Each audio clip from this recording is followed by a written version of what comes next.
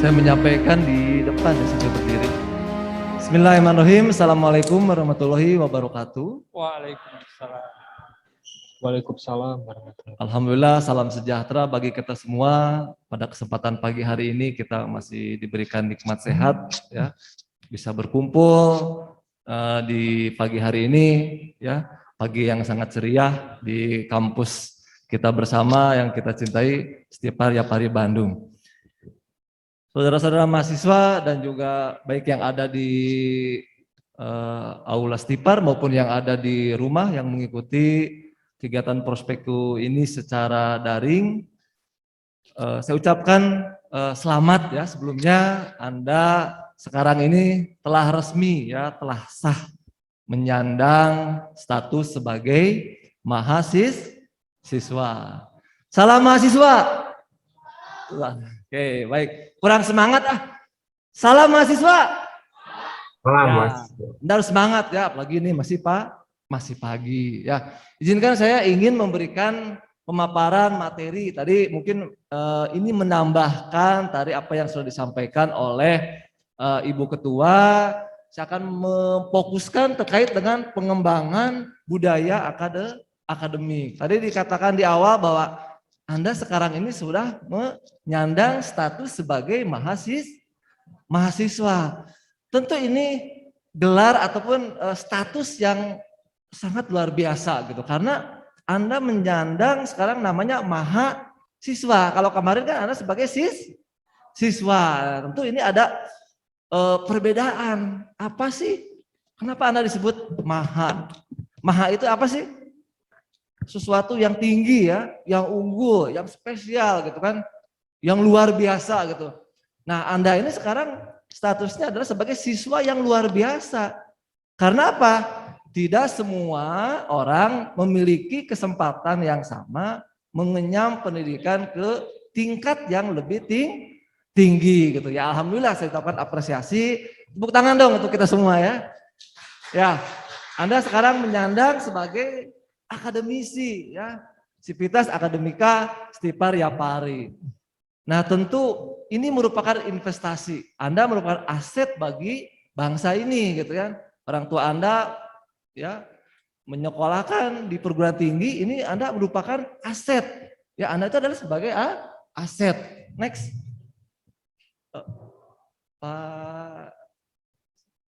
Pak Yuda next, maaf. Nah, ini ada ya, sorry sebelumnya. Nah, ini ya, bahwa kuliah itu adalah investasi yang berharga ya, investasi pengetahuan menghasilkan hasil yang terbaik gitu ya. Jadi kalau kita ingin hasil yang terbaik ya salah satunya adalah melalui investasinya pengetahuan ya. Ini Benjamin Franklin. Ya, saya mengutip kata-kata beliau. Ini adalah founding father-nya daripada United States of America. Oke, next. Nah, ini oke, baik. Nah, Anda tadi mengenyam sebagai mahasiswa. Apa sih spesialnya dibanding dengan siswa gitu ya? Kalau kita melihat bahwa tujuan daripada perguruan tinggi adalah Pak Yuda, punten, itu enggak kelihatan agak Kecilin lagi.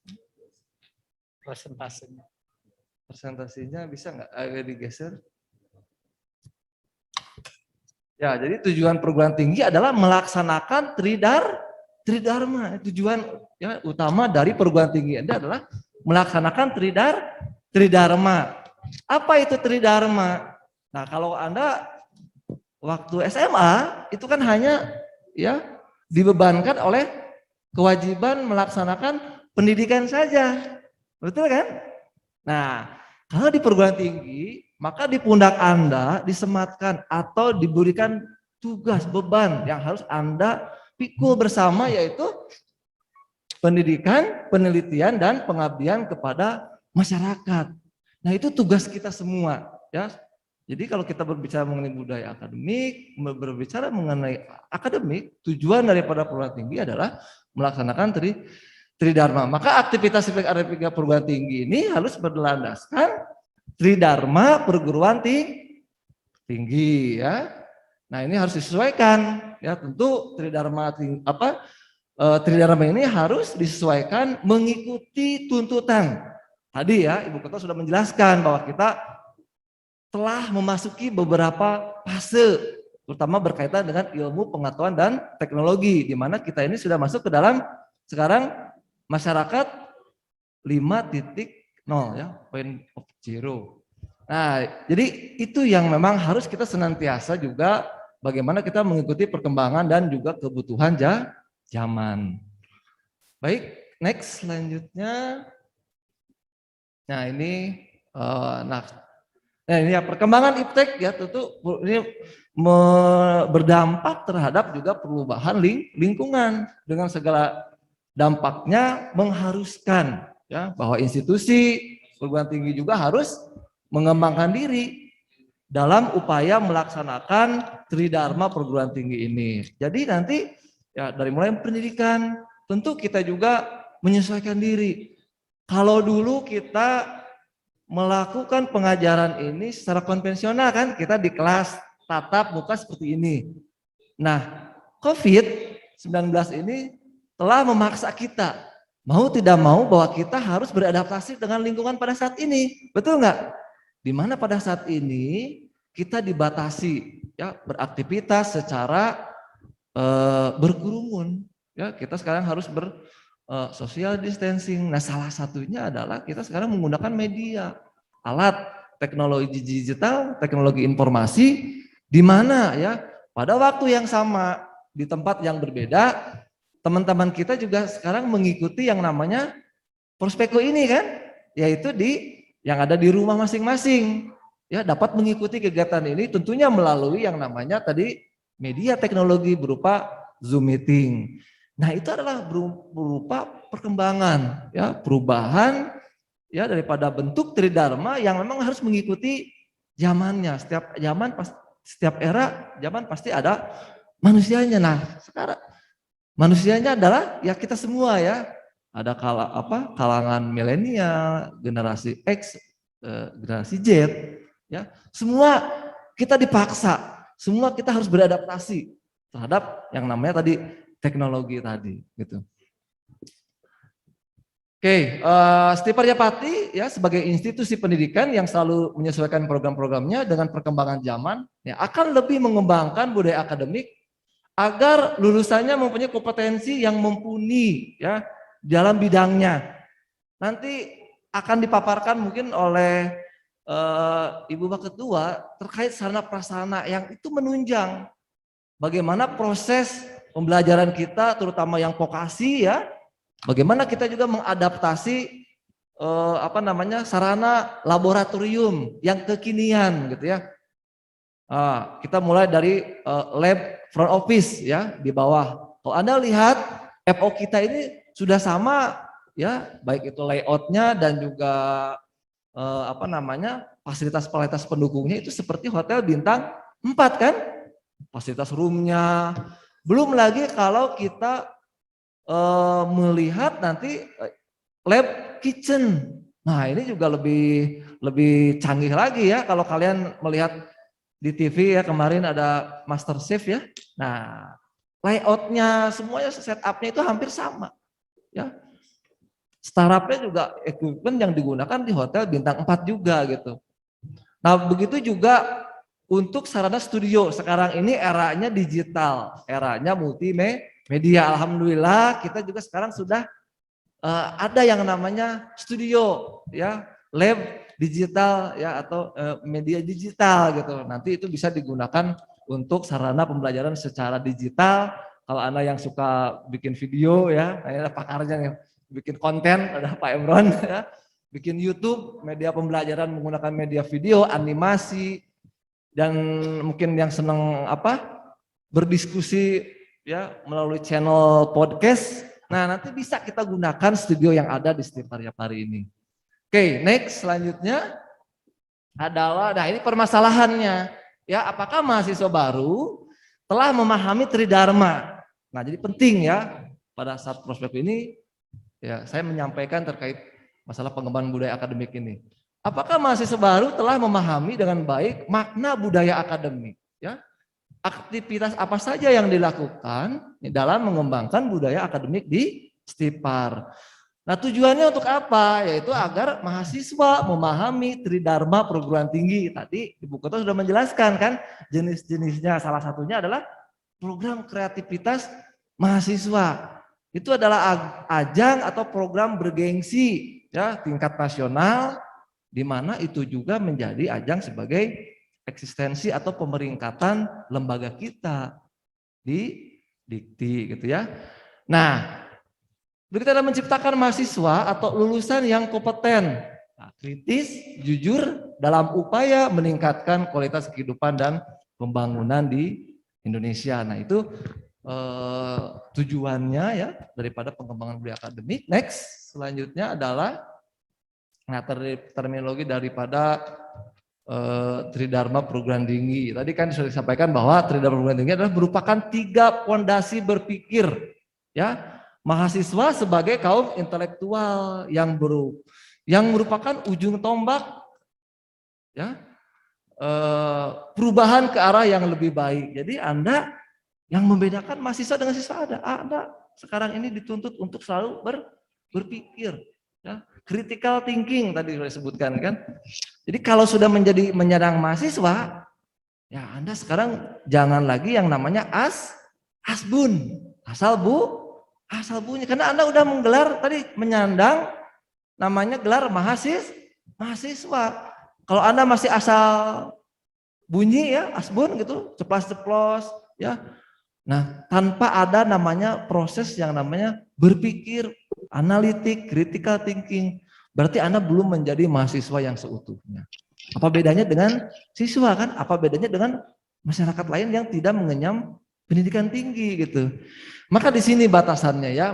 Jadi Anda ya merupakan ya memiliki tanggung jawab ya seluruh aspek akademika, baik dosen, mahasiswa maupun juga tenaga kependidikan. Jadi Tridharma itu meliputi pendidikan, penelitian, dan pengabdian.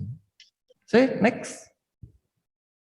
Nah ini pendidikan, apa sih pendidikan ya? Jadi pendidikan adalah usaha sadar dan terencana ya untuk mewujudkan suasana belajar dan proses pembelajaran ya, agar peserta didik secara aktif ya mengembangkan potensi dirinya.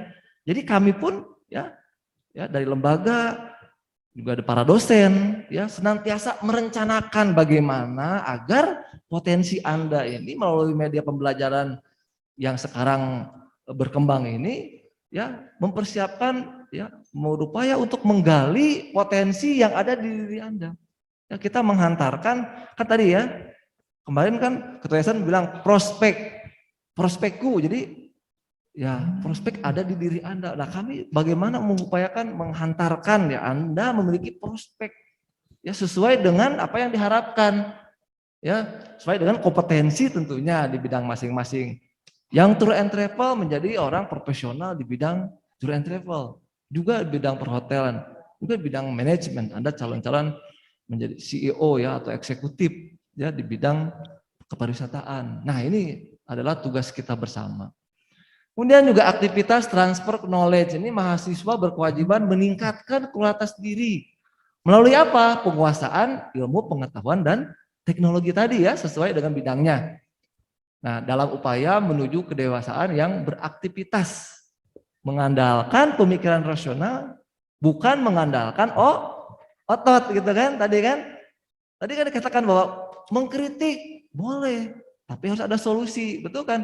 Bukan ngeyel, bukan nyinyir. Nah, Anda sebagai seorang mahasiswa, mental itu harus dihilangkan.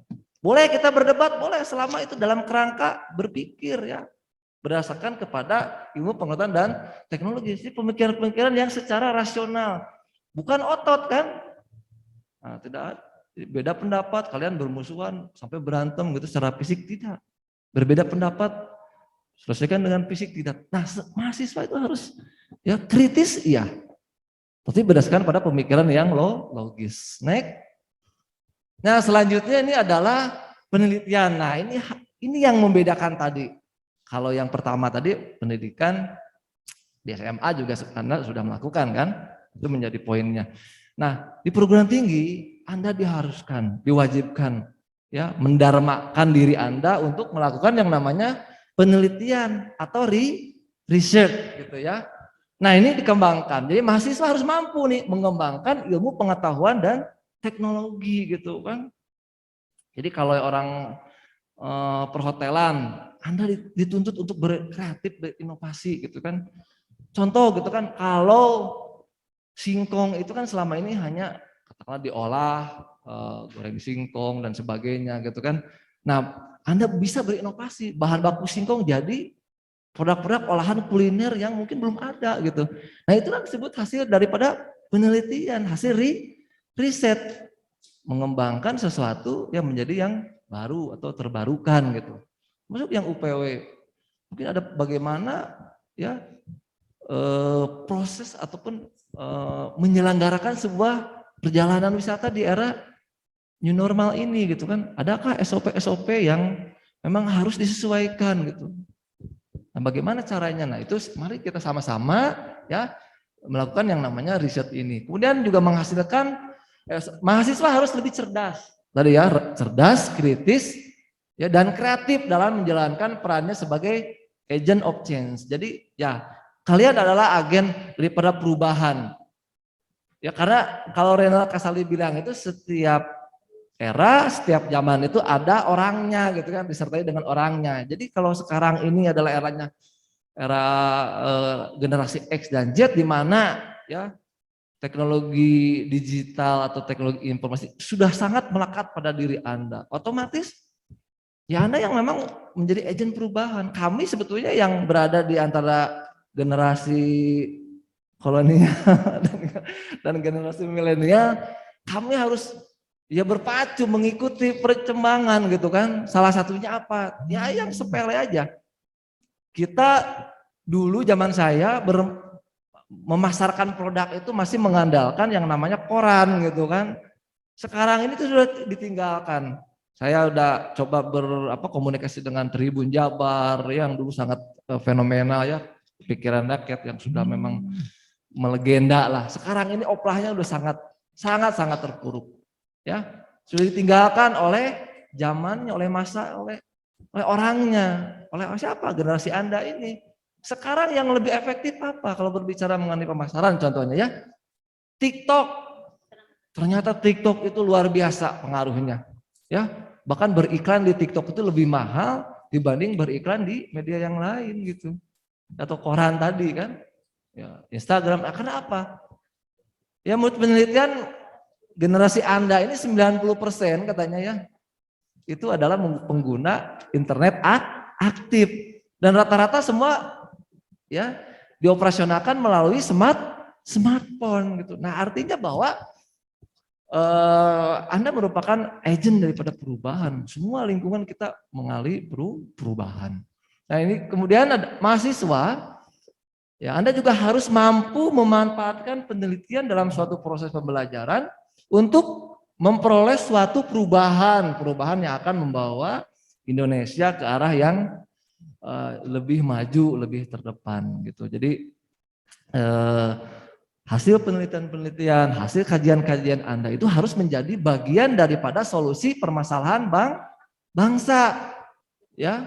Jadi Anda bukan menjadi bagian daripada masalah bangsa, tapi Anda, ya kita semua ini adalah sivitas akademika harus menjadi bagian daripada solusi dari permasalahan bangsa dan negara ini. Gitu. Tadi kan karena Anda adalah mahasiswa. Maka yang terakhir adalah dharma yang terakhir ini adalah pengabdian kepada masyarakat. Anda sudah melakukan tadi pengajaran ya, pendidikan, kemudian Anda sudah melakukan penelitian. Nah, yang terakhir adalah bagaimana dharma bakti Anda terhadap masyarakat sekitar kita. Karena itu tanggung jawab moral kita. Ya, bahwa kita harus bagian daripada tadi solusi permasalahan bangsa melalui kegiatan pengabdian masyarakat ini ya. Nah, di mana kegiatan ini adalah memanfaatkan ilmu pengetahuan dan teknologi untuk memajukan kesejahteraan masyarakat. Jadi nanti kalau yang S1 ini ya Anda nanti akan melakukan pengabdian nih ke masyarakat. Kurang lebih waktunya sebulan. Yang itu yang wajibnya ya. Belum kalau Anda mau MBKM, Kampus Merdeka, mengadakan bina desa ya, atau pengabdian di desa. 1 semester itu 20 SKS. Anda akan mengabdi ya di desa gitu. Nah ini adalah bentuk daripada dharma yang ketiga gitu kan. Ya mahasiswa diharapkan mampu ya bersosialisasi dengan masyarakat dan mampu berkontribusi nyata ya. Kemudian mahasiswa juga dari kegiatan pengabdian ini diharapkan mampu ya atau penyambung lidah rakyat ya, harus mengetahui porsi dan tugas mereka masing-masing. Jadi Anda juga harus peka ya terhadap tadi permasalahan ataupun hal-hal yang memang saat ini dibutuhkan ya, diperlukan oleh masyarakat. Jadi Anda harus sebagai penyambung lidah masyarakat. Next Pak Yuda. Nah ini yang terakhir mungkin ya ini terkait dengan budaya akademik itu sendiri. Apa sih sebetulnya budaya ya? Kalau kita berbicara mengenai budaya, rujukan KBBI ya, atau ini adalah pikiran, akal budi atau adat istiadat. Atau orang budaya, ilmu budaya mendefinisikan ya kalau yang namanya budaya itu kan hasil karsa karya dan hasil karya karsa manusia. Nah, karena di sini ada manusia. Karena yang memiliki akal, budi, pikiran itu hanya manusia. Makanya disebut dengan budaya. Ini budaya itu kaitan dengan apa? Perilaku, kebiasaan baik yang berkembang dalam masyarakat, gitu, ya. Jadi perilaku kita ini ya. Nah, perilaku kita itu adalah merupakan budaya. Nah, bagaimana berperilaku di kampus? Itu adalah bagaimana kita budaya di kampus itu tadi. Next, Pak Yuda, punten. Nah, sedangkan akademik itu sendiri apa sih? Kalau tadi kan budaya ya, hasil pikiran, karsa manusia. Oke, baik, terima kasih Pak Moderator. Akademik adalah segala sesuatu yang berkaitan dengan ilmu pengetahuan ya, melalui proses pencarian, penemuan, penyampaian dan penerimaan ya, pengkritisan dan pengujian secara jujur, inklusif serta penerapannya di masyarakat. Jadi budaya tadi, perilaku tadi ya, ini ada dikaitkan dengan ya tadi adalah proses, ada proses pencarian informasi, ya, penemuan, ya, dan juga pengujian dan nanti manfaatnya atau bagaimana penerapannya terhadap masyarakat. Next, maka budaya akademik itu ya berkaitan dengan kebiasaan baik suatu masyarakat yang berkaitan dengan ilmu pengetahuan. Dilakukan pada waktu ke waktu. Kemudian totalitas kehidupan dalam segala aktivitas akademik, ya, masyarakat ilmiah di institut pendidikan. Kemudian budaya universitas, ya, yang dimiliki setiap individu yang terlibat di dalam aktivitas akademik. Nah, selanjutnya adalah pengembangan budaya akademik, ya. Ini berdasarkan pada atau berasaskan yang pertama itu kebenaran ilmiah, ya. Apa itu kebenaran ilmiah? Kebenaran berdasarkan pada data dan fakta, bukan asumsi kan tadi. Jangan asal bicara kalau sudah Anda bernyandang sebagai status mahasiswa. Jadi di sini karena ada asasnya kebenaran ilmiah. Penalaran ya berdasarkan hasil pemikiran yang logis ya. Kemudian kejujuran tentu ya, seorang akademisi ya boleh salah tapi tidak boleh bohong. Salah itu biasa dalam dunia akademik ya. Tapi bohong itu sesuatu yang sangat fatal. Jadi jujur. Kemudian adil, ya, manfaat dan kemaslahatan, kebajikan, tanggung jawab, kebinekaan.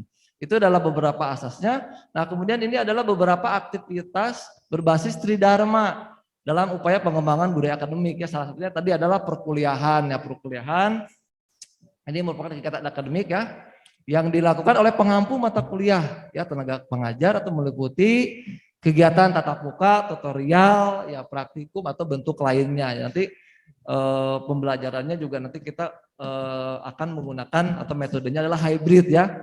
Ada di seperti ini ya, sinkronus ya, ada yang hadir di sini. Ini adalah tatap muka langsung ataupun yang hadir di rumah. Atau nanti ada asinkronus melalui video, media pembelajaran, Anda belajar mandiri, nanti ada kasih tugas, kemudian tugas-tugasnya dikumpulkan di LMS ya, atau praktikum di studio atau di lab.